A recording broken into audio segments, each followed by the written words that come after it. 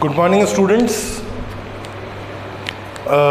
आज से फिर हम चैप्टर को आगे बढ़ा रहे हैं। आज वापस तो हम लोग क्लास 12th में अपना चैप्टर 8 जो है जिसका नाम है प्राथमिक व्यवसाय, या जिसे हम कहेंगे प्राइमरी ऑक्यूपेशन।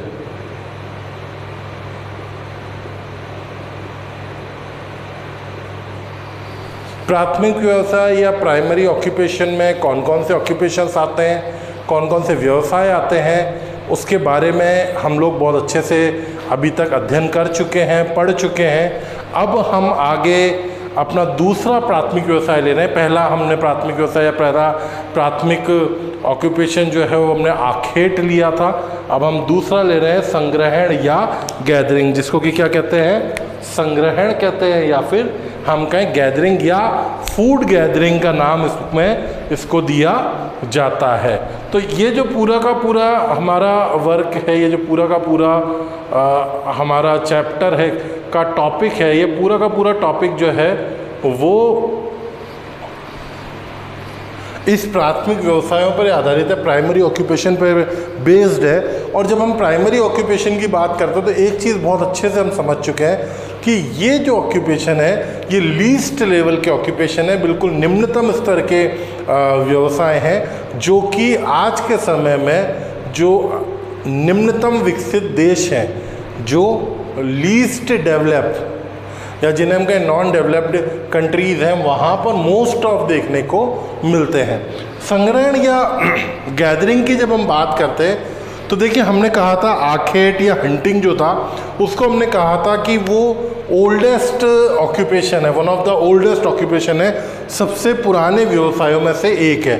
उसी तरह से जब हम संग्रहण या गैदरिंग की बात करते हैं तो it is also one of the oldest occupation.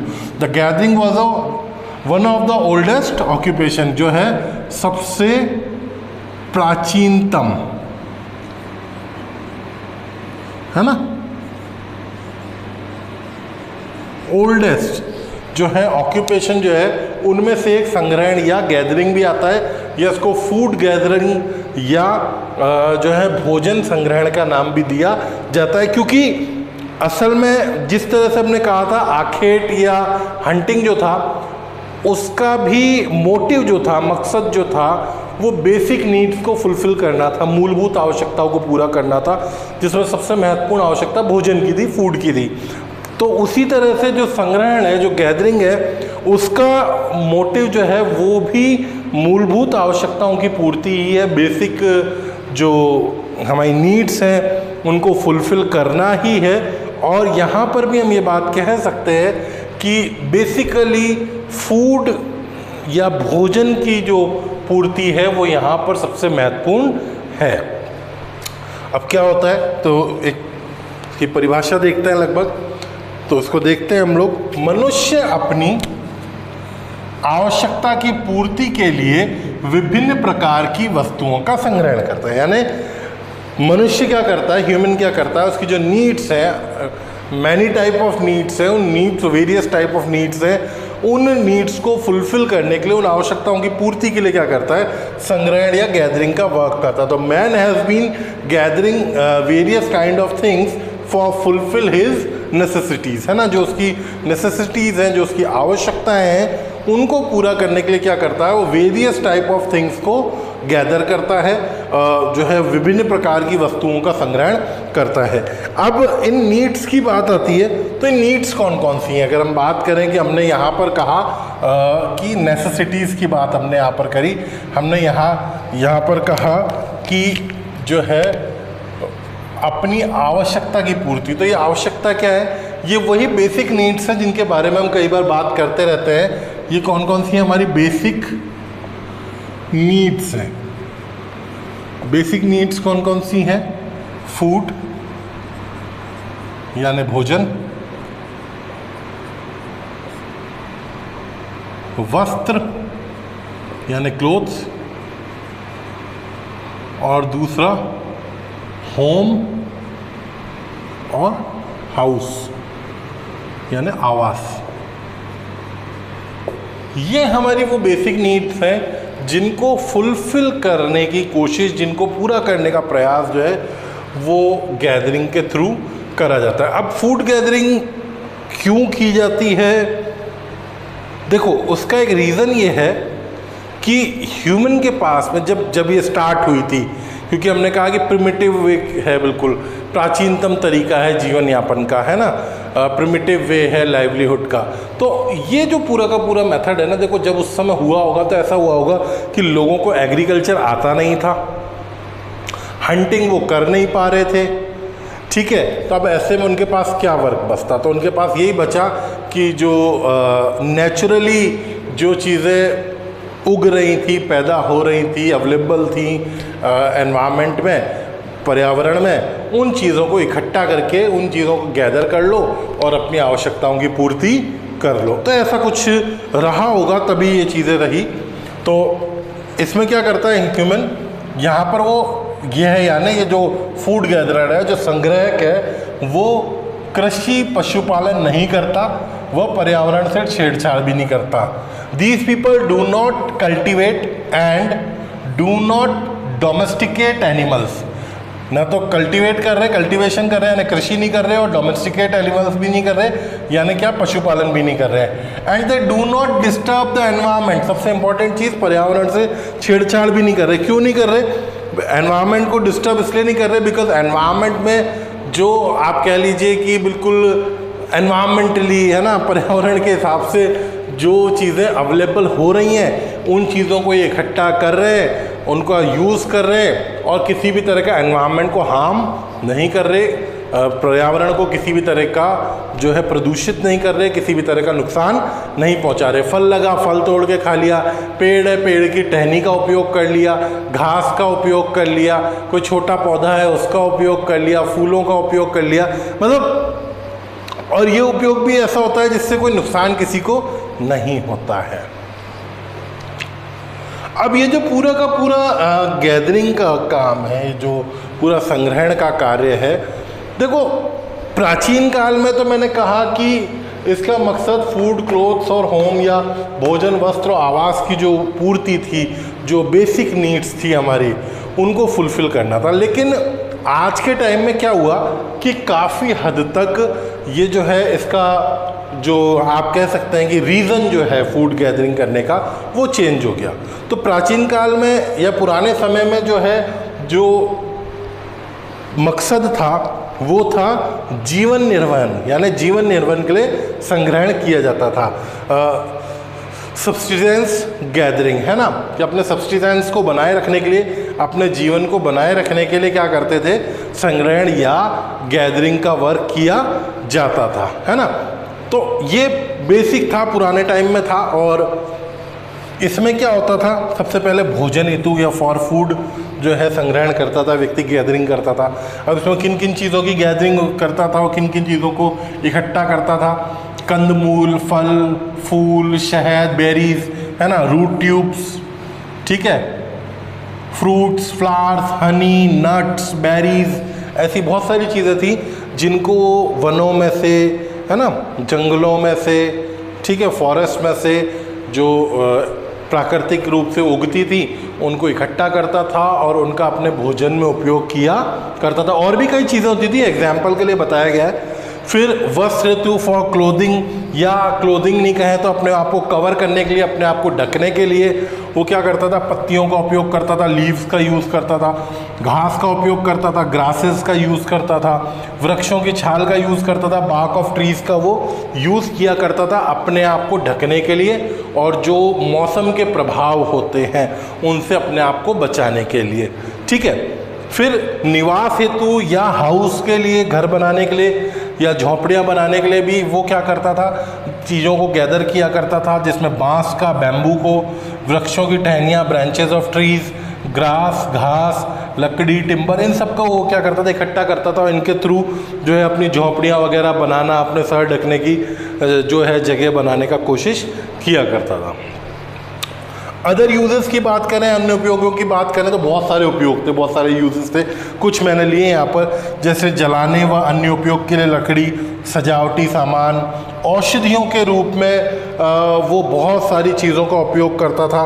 तो uses timber for fire and other use, decorative items, बहुत सारी चीज़ों का, जैसे कई तरह के घोंसलों का, है ना, नेस्ट जो होता है घोंसला, उनका उपयोग वो सजावटी चीज़ों के रूप में करता था, है ना। मेडिसिन्स जो है, औषधियों का उपयोग करता था। अगर उसे कोई चोट लग जाती थी तो कुछ पत्ते होते हैं जिनको घिस के वो चोट पे लगाया करता था। बुखार के लिए कुछ पत्तों का रस पी लिया करता था, ठीक है। तो इस तरह का जो है मेडिसिन या औषधीय उपयोग भी वो चीज़ों का किया करता था। और यहाँ पर ये एक्चुअली में जो ये जो सारे वर्क कर रहा था वो अपने जीवन निर्वहन के लिए कर रहा था, अपने सब्सटेंस के लिए कर रहा था। जैसे तैसे मेरा लाइवलीहुड चल जाए, मेरा जीवन यापन हो जाए, इसके लिए यहाँ पर वो gathering, food as a food gatherer, वो चीज़ों का, वस्तुओं का गैदरिंग कर रहा था। तो ये उसका जो है बेसिक वर्क था जहाँ पर वो ये काम करता था। और इस पूरे वर्क के लिए,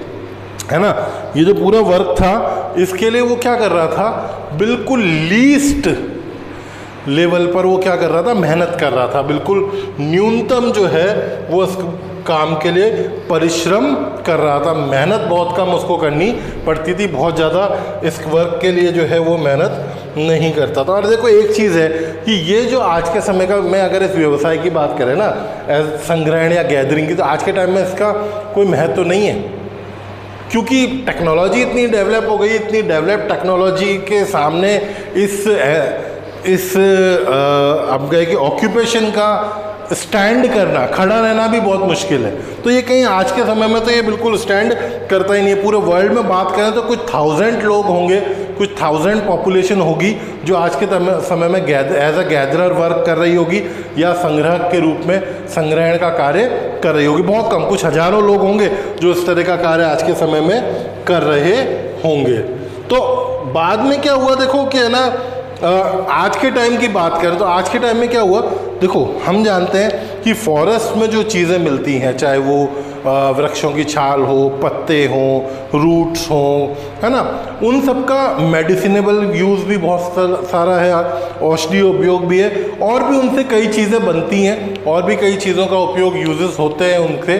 तो अब लोगों ने क्या करना शुरू करा, अभी नवीन काल में, है ना, आज के समय में या अभी नई टेक्नोलॉजी के टाइम में, कि वो लोग व्यावसायिक रूप से संग्रहण करने लगे, व्यापारिक रूप से संग्रहण। एक्चुअल में वो संग्रहण या गैदरिंग इसलिए करने लगे थिंग्स की थिंग्स को गैदर इसलिए कर रहे थे कि भाई उनको गैदर करा और उसको मार्केट में बेच दिया, उसको ले जाके सेल आउट कर दिया, ठीक है, और उससे जो पैसा आया उससे अपना जीवन यापन का कार्य वो कर लेते थे। तो यहाँ पर जो थी नेसेसिटी जो थी वो अलग थी, यहाँ पर सब्सिस्टेंस था, जीवन निर्वहन था। और यहाँ पर जो था, अब जो फूड गैदरिंग होने लगी वो अपने व्यापारिक कार्यों के लिए, व्यापारिक उपयोग के लिए, है ना, बिजनेस यूजिंग के लिए जो है यहाँ पर फूड गैदरिंग होने लग गई, चीज़ें चेंज हो। अब क्या होने लगा, अब देखो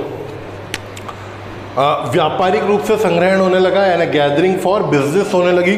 अब ये जो गैदरिंग थी ये कैसे हमें दिख रही थी कि वृक्षों का छालों का उपयोग कुनैन बनाने, चमड़ा साफ करने व कार्क बनाने में होने लगा।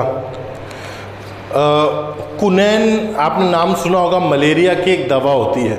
सिनकोना नाम का एक ट्री होता है, सिनकोना नाम का एक वृक्ष होता है, और उसकी छाल से, है ना, उसकी जो बार्क होती है उसका यूज़ करके ये कुनैन दवा पड़ती है।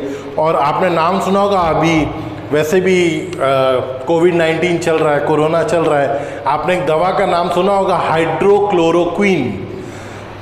यूएस ने, अमेरिका ने इंडिया से बहुत मांगी थी, सबसे ज़्यादा इंडिया में ही वो बनती है।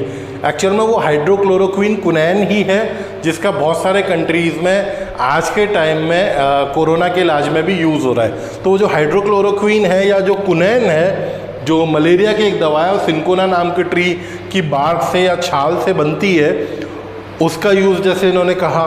फिर चमड़ा साफ करने के लिए जो लेदर है उसको प्रिपेयर करने के लिए या उसको सफाई करने के लिए क्या होता है, कई तरह के जो ट्रीज़ हैं उनकी बार्क का यूज़ किया जाता है। कॉर्क आपने देखा होगा, बॉटल्स के ऊपर लगा रहता है कॉर्क, है ना, वो कॉर्क जो है वो भी कई वृक्षों की छाल से ही बनता है। तो लोग अब इन वृक्षों की छाल को इकट्ठा क्यों करते हैं कि भाई सिनकोना की छाल को लाए, सिनकोना के बाग को लाया, इकट्ठा करा, बेच दिया, क्योंकि उसका मेडिसिनल यूज़ है, आगे अलग वो महंगी बिकेगी, है ना। इसी तरह से कॉर्क को इकट्ठा करा और उसको बेचा, तो उसका अलग तरह का यूज़ हो जाता है।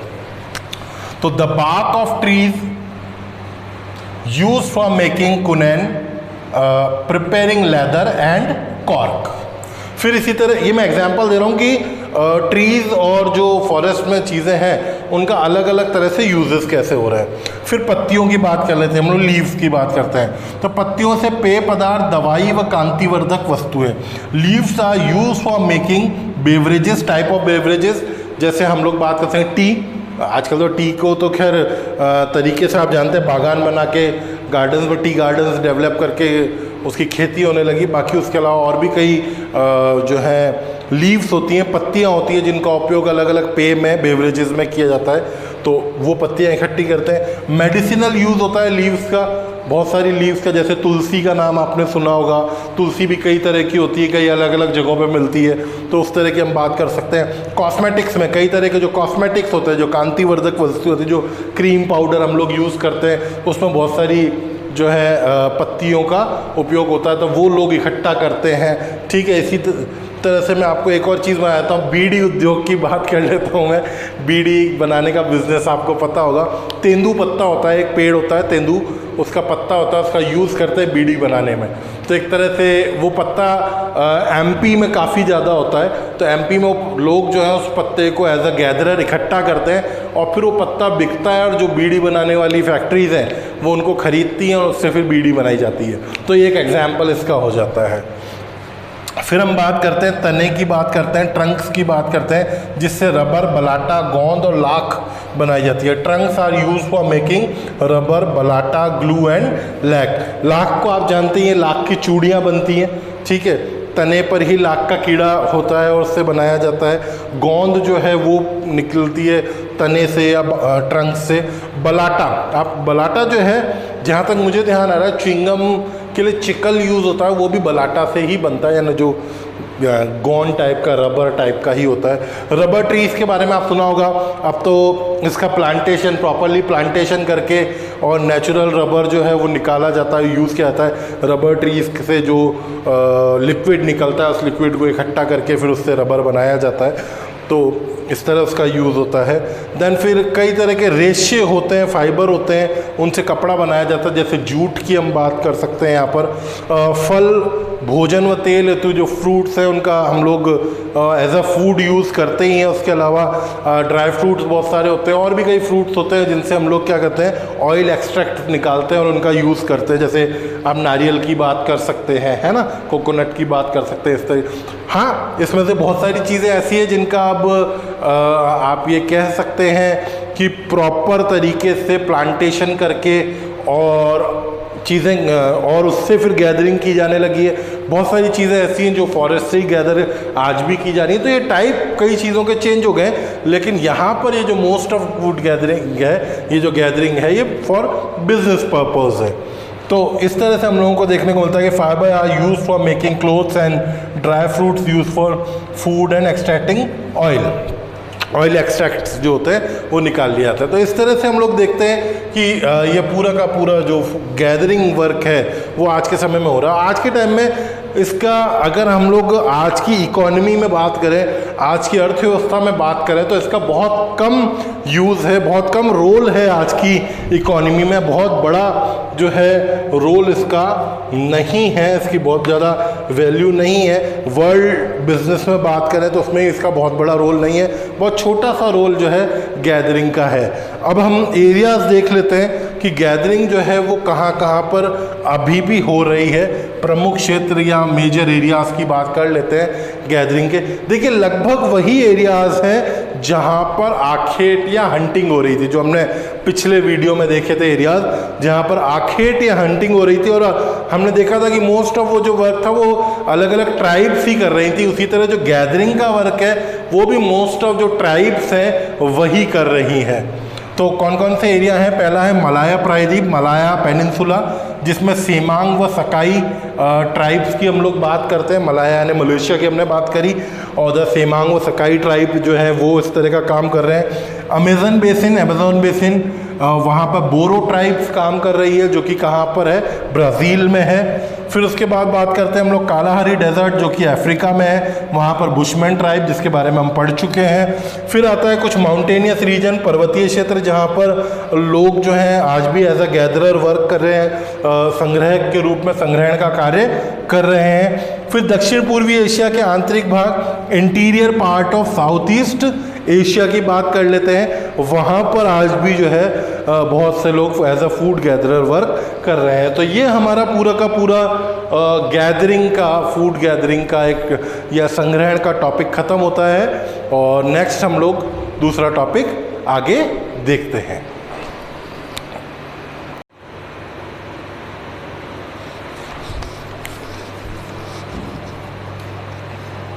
तो फ्रेंड्स, हम बात करते हैं अपने नेक्स्ट टॉपिक की, जो कि है मछली पकड़ना, या जिसे हम कहते हैं फिशिंग। फिशिंग या मछली पकड़ने के बारे में बात करें तो मछलियाँ तालाबों, पोखरों, नदियों, नालों, झीलों तथा तटवर्ती सागरों से पकड़ी जाती हैं। Fishes are caught from pond, puddles, rivers, channels, lakes and coastal areas. ठीक है, देखिए मछली पकड़ना जो है ये भी एक प्राचीन कार्य है, काफ़ी पुराने समय से हो रहा है। और वही चीज़ इसके बारे में भी कहूँगा जो मैं पिछले दो ऑक्यूपेशन, दो व्यवसायों के बारे में भी कह चुका, कि एक प्रिमिटिव वर्क है, प्राचीन कार्य है। पहले इसका मकसद केवल अपनी आवश्यकताओं की पूर्ति था, मुख्य रूप से भोजन की आवश्यकता की पूर्ति था। लेकिन आज के समय में जो इसका मकसद है वो भोजन की आवश्यकता पूर्ति के साथ साथ व्यापारिक महत्व भी हो गया है। ये चीज़ हमें इसमें मछली पकड़ना या फिशिंग में भी ध्यान रखनी है।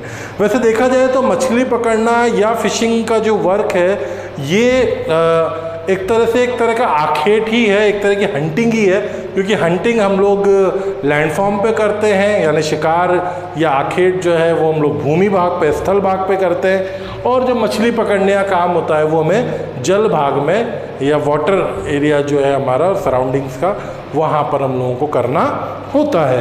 तो फिशिंग या मछली पकड़ना, अब क्यों पकड़ते हैं मछली, आवश्यकता क्या है, नीड क्या है, ठीक है। तो मछलियों से हमको क्या क्या मिलता है, फिशेस से हमको क्या क्या मिलता है? मछलियों से भोजन, तेल, चमड़ा, दुधारू पशुओं को खिलाने का चारा व खाद प्राप्त होती है। Fishes are caught for food, oil, leather, fodder for milk animal and for making fertilisers. तो ये एक नीड है, ये हमारी आवश्यकता है, जिसकी पूर्ति, जिसकी फुल नीड को फुलफिल कौन करता है? फिशिंग करता है। फूड मिलता है, आप लोग जानते हैं सी फूड जो है जो पूरी तरह फिशिंग पर ही बेस्ड है। जापान जैसे कंट्री जो है, जो एक आइलैंड वाले कंट्रीज़ है, वहाँ पर तो बेसिकली उनका फूड ही फिशरीज़ है। अगर फिशरीज़ नहीं हो तो उनकी फूड की नीड ही फुलफिल ना हो। तो पूरे वर्ल्ड में फिशेज़ जो हैं वो एक फूड का बहुत बड़ा सोर्स है। मछलियाँ जो हैं वो भोजन का एक बहुत बड़ा सोर्स है, ठीक है। और फिश ऑयल होता है, फिश का लेदर होता है, जैसे हमने देखा था एस्किमोज सील के लेदर का यूज़ करते थे, सील फिश के, सील मछली के चमड़े का उपयोग किया करते थे।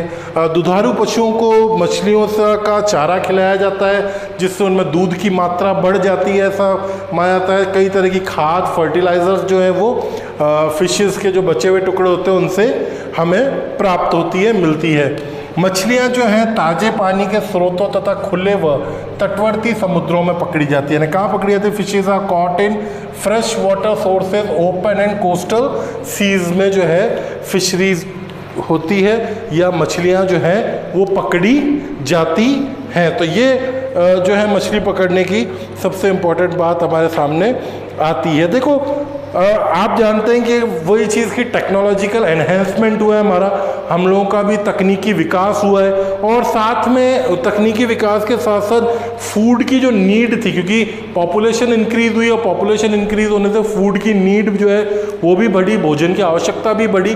तो ये जो मछली पकड़ने का काम था, जो फिशिंग का काम था, वो देखो बहुत, मैंने शुरुआत में दो बातें कही आपको। मैंने कहा कि फिशरीज एक तरह से हंटिंग या आखेट का ही पार्ट है ना। पर हंटिंग या आखेट पर मोस्ट ऑफ वर्ल्ड में आप लोग जानते हैं बैन लग चुका है, बंद किया जा चुका है। लेकिन फिशरीज एक ऐसी चीज़ है जो फूड की नीड को फुलफिल करने के लिए आज के समय में प्राचीन काल से ज़्यादा डेवलप हुई है। मोर टेक्नोलॉजी का यूज़ करके, ज़्यादा से ज़्यादा तकनीक का प्रयोग करके फिशरीज के वर्क को या मछली पकड़ने के कार्य को अब किया जा रहा है। तो ज़्यादा विकास हुआ है फिशरीज का और आधुनिकीकरण हुआ है ना। इसको आज के हिसाब से, नई टेक्नोलॉजी के हिसाब से इसको एनहांस किया गया, नई तरह की टेक्नोलॉजी इसको वर्क में यूज़ करी जा रही है। तो अब सबसे ज़्यादा जो एक्चुअल में फिशरीज का वर्क होता है, फिशिंग जो होती है या मछली पकड़ने का जो काम होता है, या मछलियाँ सबसे ज़्यादा एज अ ग्रुप, झुंड में जो पाई जाती हैं, तो वो पाई जाती है समुद्रों में, शीतोष्ण कटिबंधीय क्षेत्रों में, ठंडी व गर्म जलधाराओं के मिलन स्थल पर। ठीक है, in a large quantities of fishes are fetched at confluence of cold and warm ocean currents in temperate region. देखिए, ओशन करंट्स के बारे में हमने पिछले 11th में पढ़ा था, ओशन करंट्स या समुद्री जलधाराओं के बारे में, जिसमें हमने देखा था कि गर्म और ठंडी जलधाराएं होती हैं। तो ये जो गर्म और ठंडी जलधाराएं होती हैं समुद्रों में, ये जो कोल्ड एंड हॉट जो करंट्स होते हैं, वो जहाँ पर मिलते हैं टेम्परेट रीजन में या शीतोष्ण कटिबंधीय क्षेत्रों में, जहाँ पर ये ठंडी व गर्म जलधाराएं आपस में मिलती हैं, तो वहाँ पर क्या होता है, वहाँ पर बहुत ज़्यादा आपको फिशेज मिलती हैं। क्यों मिलती हैं? क्योंकि जहाँ पर भी गर्म और ठंडी जलधारा मिलती है, वहाँ पर फिशेज का जो एक फूड होता है जिसे हम कहते हैं प्लैंकटन, जिसे हम क्या नाम देते हैं? प्लैंकटन का नाम देते हैं। वो प्लैंकटन डेवलप हो जाता है और उस प्लैंकटन को खाने के लिए पूरे एरिया से फिशेज जो है एज अ ग्रुप उस जगह पर आती हैं। और ऑब्वियसली जब एज अ ग्रुप उस जगह पर आएंगी तो आपको वहाँ पर सबसे ज़्यादा फिशेज मिलेंगी। सबसे ज़्यादा फिशेज होंगी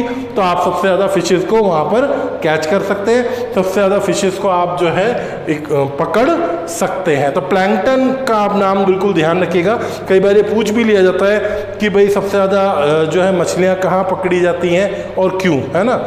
तो उसका कारण यही है कि जो